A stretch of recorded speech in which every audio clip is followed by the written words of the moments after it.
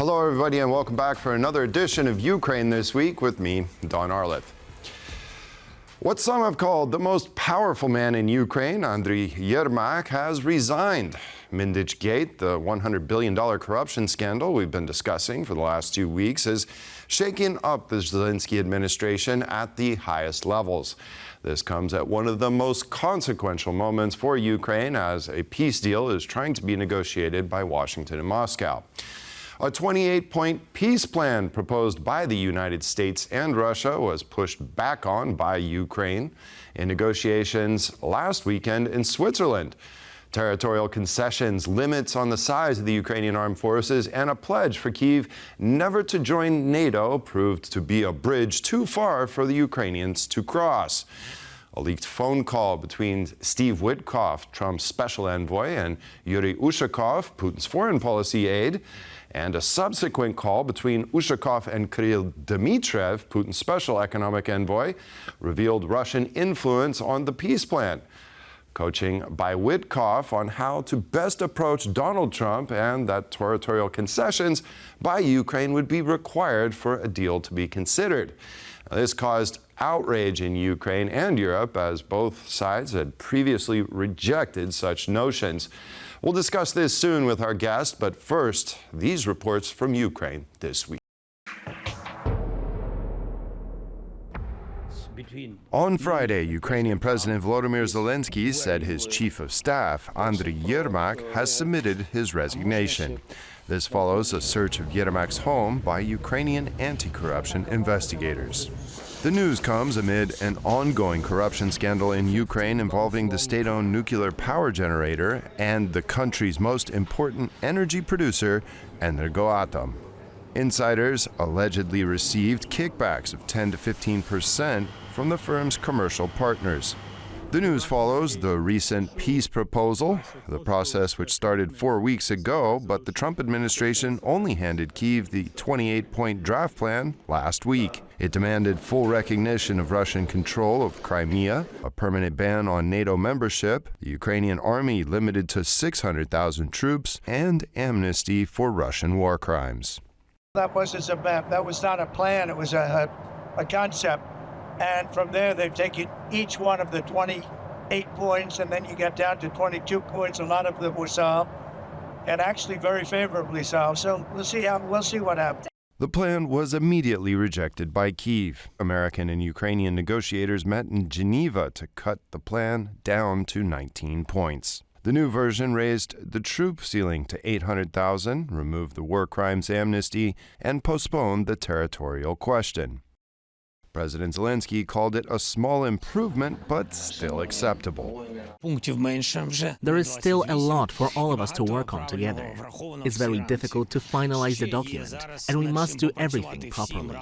This week, a transcript leaked of an October phone call between Trump's envoy Steve Whitkoff and Putin advisor Yuri Ushakov. Whitkoff was heard on the call, coaching Ushakov on how to best approach Donald Trump, including advising Putin to call Trump before a scheduled meeting with Ukrainian President Volodymyr Zelenskyy and to praise Trump's handling of a Gaza peace deal. The Kremlin called the leak a provocation.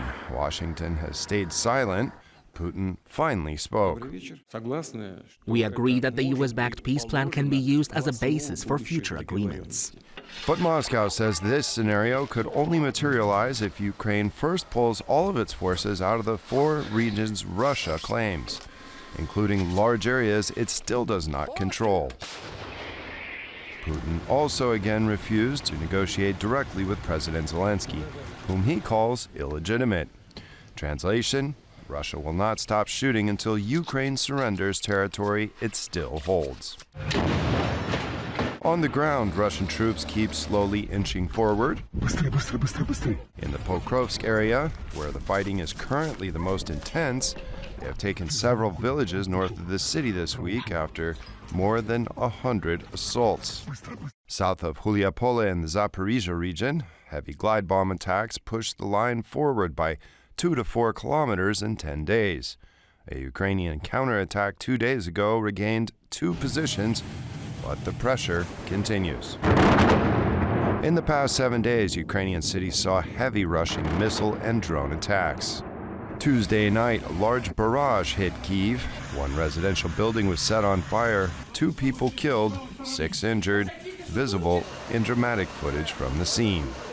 Zaporizhzhia took repeated strikes on its power stations, leaving large parts of the city without electricity as the temperatures begin to drop. Trump's special envoy, Steve Whitkoff, is scheduled to visit Moscow next week, and the latest reports from The Telegraph indicate that Washington is pushing for territorial concessions by Ukraine for a peace deal with Moscow. While Moscow could be using the talks as cover while its forces grind forward, all the while, deaths on both sides continue to mount.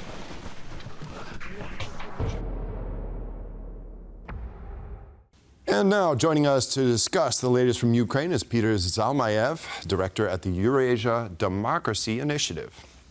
Peter, hello, and thank you so much for joining us on Ukraine this week. Pleasure being here. Yes, now I want to start with this news that we have coming out on Friday. Andriy Yermak, he's been in this position as the chief of staff for President Zelenskyy since 2019. He's been heavily criticized for influencing processes outside of his function. Some of you even called him more powerful than Zelenskyy himself. So now that he has resigned, what do you think that this means for Zelenskyy's administration? Well, it means finally that Zelensky's come to terms with the harsh reality that he's going to have to part with his most trusted confidant or his most trusted gray cardinal. We still don't know exactly what the duties of Mr. Yermak encompass. He seemed to be omnipresent and omniscient and powerful, and this has been long overdue. I think that the final push may have been given either by the U.S. or the European side. Jumping ahead, I will tell you, I'm not sure that we will soon, see justice meted out to Mr. Yermak, whichever, such justice he deserves anytime soon. It will be a long investigation. Still, many different aspects of this case have not come to light, may not come to light until after Zelenskyy himself will be out of power. We just don't know how far, how deep, how wide this scandal is. But this is the very minimum he should have done at the very beginning of this crisis. The fact that he sent Yermak to lead Ukraine's delegation at talks in Geneva, that just signaled to the public, at home and abroad that it was business as usual. And the signal that, members of his own parties were trying to send to him, and other people as well, was that it cannot be business as usual. Even if Yermak is blameless, we still don't have, accusations against him, right? This is just at the level of investigations. It was, once again, it's been long overdue that he shows a will to, restart his cabinet and give other people a chance to prove themselves. Even with him gone, do you think he'll still have some influence on President Zelenskyy on some of the issues that Zelenskyy is going to have to deal with in this upcoming peace process? I absolutely do, and as a matter of fact, once again, Mr. Yermak was never it's not a position that's confirmed by the Rada, by Ukraine's parliament. It's really kind of being an ambassador at large, or a minister without a suitcase, as the expression in Ukrainian goes. So I'm just not sure what the difference will be. I mean, they may have hashed out precisely that sort of arrangement whereby he stays out of the public eye. The Western, backers of Ukraine are satisfied that there's some sort of an investigation happening till this, clamor dies down. But in fact, he may continue very well pulling strings behind the scene. Well, what do you think this will do for the peace process moving forward?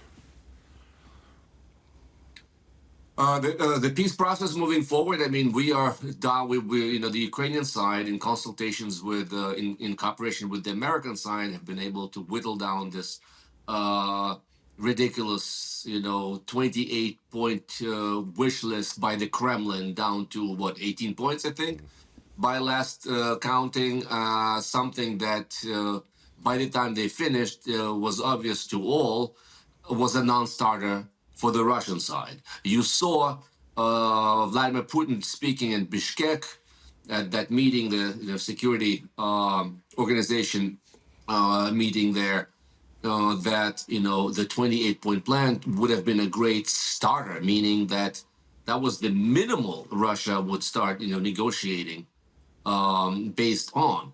So to say that if that was the sort of the minimal, and then to get it down to 18, getting rid of all the the most important parts for Putin, precisely why they even allow this to see the light of day. And there's actually something to be said about that the Russians may have leaked this document themselves for a variety of reasons. We just don't know who did that.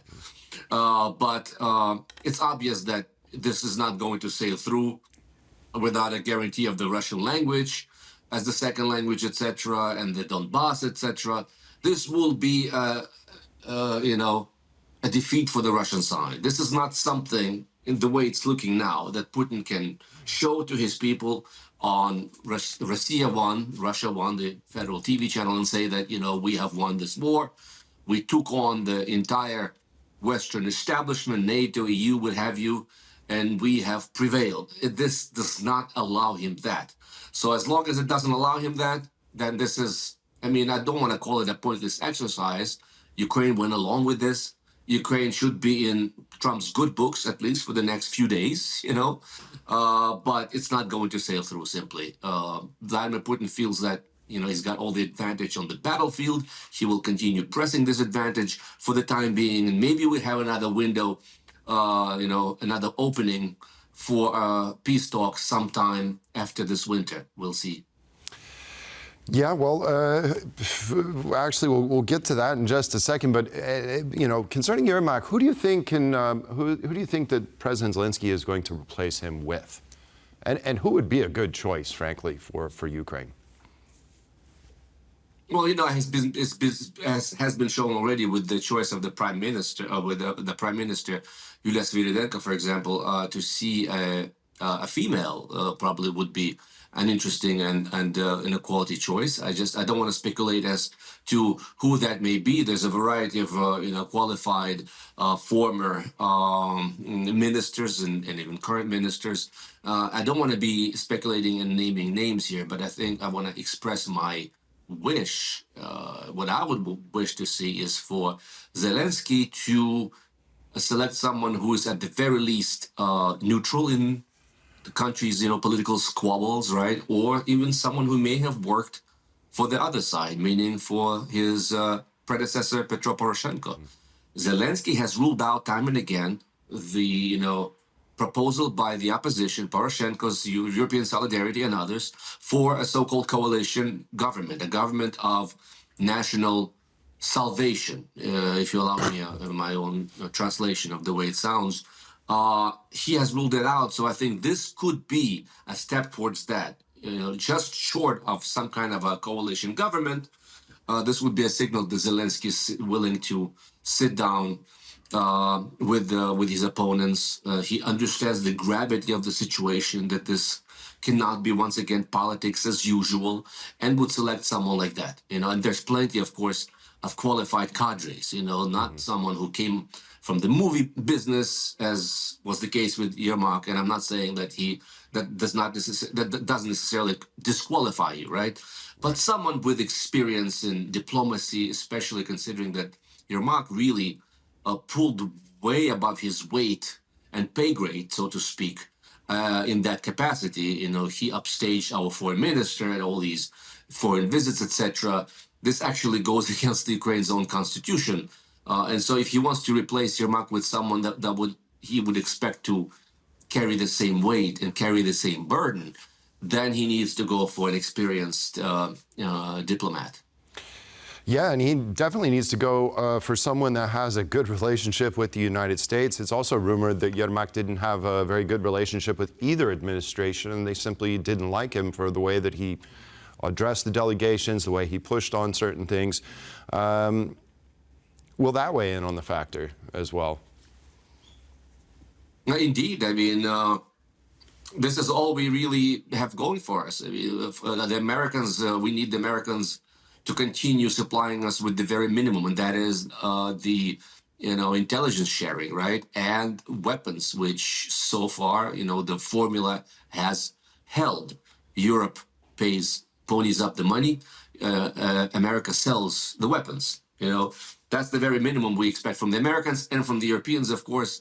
We need financial blessing, so to speak. March is coming up. We're solvent until March, and after that we will be needing to plug in our multi-billion-dollar hole. If Europe does not come up with the money, we'll be in some dire straits. Which will compound whichever issues the Ukrainian army is facing in the battlefield, and of course the situation with the power outages and the fact that Russia apparently is accumulating a vast stock of missiles for, as the New York Times has been reporting, a so-called knockout blow. So we don't even know what we're facing in the next few months. But like you said, we need to be in the good books of both the Europeans and the Americans, and that's why we need a consensus figure and someone who's very polished and very experienced when it comes to those negotiations. Yeah, now to that 28-point peace plan that you mentioned has been nailed down to about 18, 19 points. For you, what are the most important parts that Ukraine can absolutely not accept? Well, for me, giving up on going beyond, the so-called situation on the ground and the front lines where they are, and ceding additional territory in the Donbass and Luhansk, for example.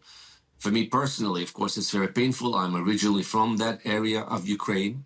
I grew up in the area, visited those towns.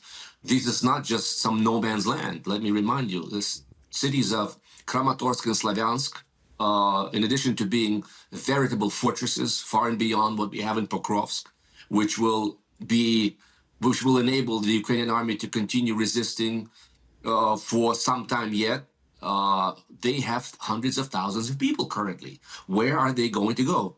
Are we going to turn them over to Russia so that then they become Russia's arsenal in their continued, designs on Ukraine and Europe? I mean, you're talking about tens of thousands of able men in those towns who will, I guess, automatically be, become part of Russia's army.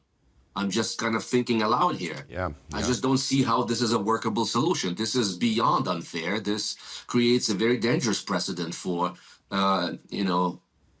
international law, for sovereignty. It enshrines the principle of might makes right. It's very humiliating, not just for Ukraine. It's humiliating for America that would negotiate this sort of plan if it does. This is just disgusting on all levels. For me, that is a non-starter. For example, anything to do with Ukraine's foreign policy choices, who to join. I guess the currently, the plan as has been proposed looks tolerantly upon the idea of Ukraine joining the EU, but is a hard no on Ukraine's NATO membership. Okay. I guess theoretically we could live with that, but in place of that, we need some solid security guarantees, and it all just sort of shatters against the reality that we're not getting those guarantees. The last we've heard from Marco Rubio is that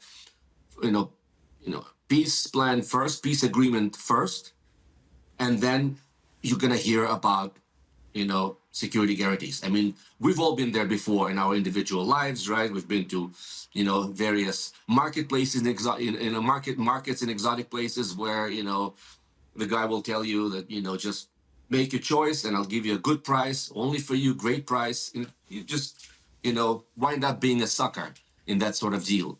or let's do business together. You do this much, this amount of work, and then we'll pay you.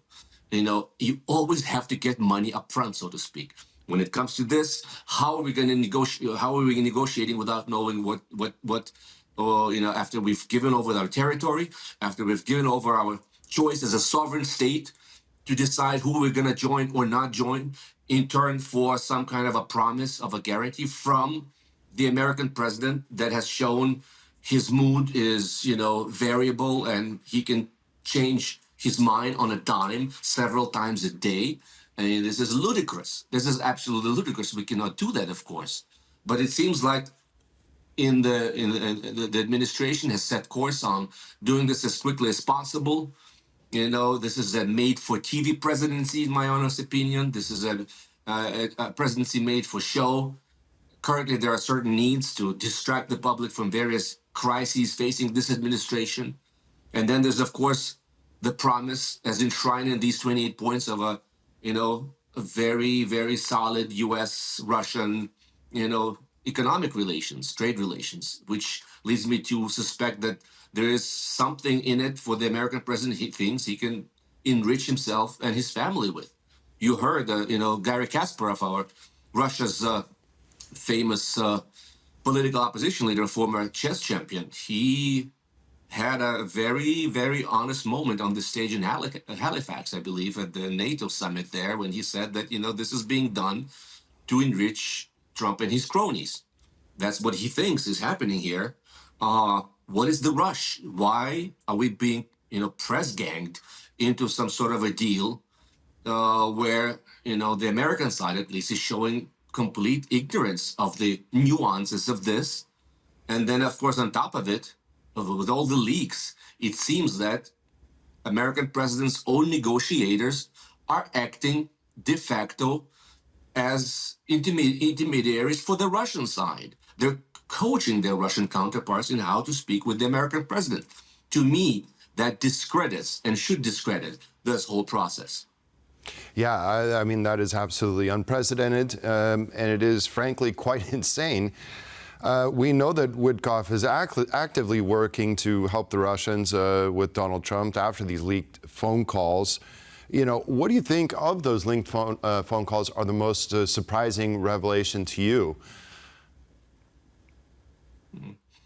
Well, I mean, I want to say that the most surprising revelation is that Whitkoff is still a player in all of this, why he hasn't been fired. But it's not a surprise, because the only criterion apparently in this administration, that guarantees you continued, employment is loyalty. As long as he's loyal, as long as he continues to play golf with the president, and he's been his buddy and real estate partner, Mr. Whitkoff, for decades, that, gets you off the hook, essentially. And already, the president and his son have been, at pains to defend Whitkoff as an able man, as a man who means well, etc. So in a way, there's no surprises. From the very beginning, I thought that the idea of Whitkoff taking on this assignment, and before that, taking on the assignment of the Gaza talks, etc. Now he's going to be thrown on the Iran situation. This is kakistocracy in action. This is a Greek term. Kakistocracy is, power by the worst. People who have nothing to do with international diplomacy. People who just don't have an idea why Ukraine would be against ceding the rest of the Donbass. To them, it's just a percentage of territory. This is callous. This is heartless, cruel, and completely ignorant of the situation. The one adult in this room, from the looks of it, is Marco Rubio, and he's between a rock and a hard place. He wants to keep his job, but at the same time, let's not forget, he's this guy who, called Vladimir Putin a Hitler, who berated the Russians and was one of the harshest critics of Russia's invasion of Ukraine when he was in the Senate. And now he's got this very delicate balancing act, trying to remain in Trump's good graces and at the same time not to capitulate to Russia's demands. So nothing surprising here. The only thing that still, I think is will remain a mystery is who exactly leaked. There's good points to be made about how it may have been the Russian side or the American side. We just won't know. But I think the What about a European intelligence? Once again, to intelligence, right? But because once again, there's bipartisan with everything that's been said and done, with all Ukraine's corruption scandals and everything that the government itself has done to discredit itself. I'm not going to beat around the bush on this. There's still bipartisan consensus in the United States that, it should continue, it should see through to Ukraine remaining a sovereign independent state after all of its political financial capital that it has expended on Ukraine. It just cannot walk away for many, very many reasons. And I think there's a consensus that it both on the part of the Democrats and the Republicans. And that's why I think this leak could have come from anywhere. And to say that it could have come from the American side, that's very plausible to me. Yes, okay, Peter, final question here. The latest reports indicate that Whitkoff is going to go to Moscow next week, maybe on Monday, maybe Tuesday. And apparently, Donald Trump has already signed off on the fact that there will have to be territorial concessions by Ukraine. So again, going above Ukraine's head and forcing this deal upon them. What does Ukraine do in this situation? Because it has a very, difficult choice, right? I mean, either go it alone without the United States and rely on Europeans who aren't necessarily completely reliable. What do we do at this point? What are we going to see next week? I mean, we'll have to give credit to where credit is due. Zelensky's actually played a pretty deft, able hand with the Americans, starting with that fiasco of a, with the meeting in the Oval Office where he had, some, learning to do, which he has. He's been, handling Donald Trump quite ably. On the one hand, using flattery, of course, as all politicians have learned they need to do, but also the backing of the European allies, etc., coming across as willing to give Trump what he wants. But here's some nuances that we need to deal with. You have to always bargain for time. That's exactly what the Russian side is doing. They're also making all sorts of appearances that, just playing along and going along with Trump to try to stave off the worst of the sanctions, among other things. Well, for Ukraine, it's not just play acting. Ukraine does want peace. At this point, probably more than the Russian side. But we need peace that will, allow us to remain a sovereign state, that will allow us to retain a sense of dignity, right? It's a sense where, we have to, maintain the dignity in order to be able to, rebuild the country. There's all sorts of components that go into this. And I think that's what Zelenskyy has been doing.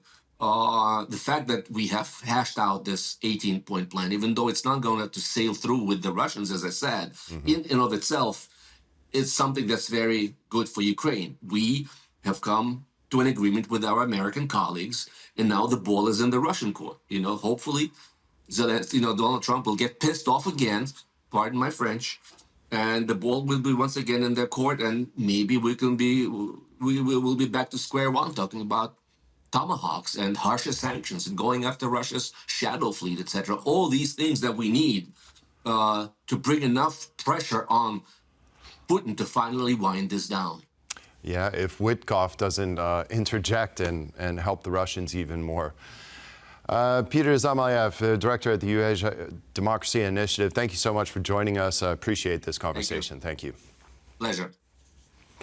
And that concludes this edition of Ukraine This Week. Join us again next week for all the latest from the war in Ukraine. Thanks for joining us and hope to see you then. Goodbye.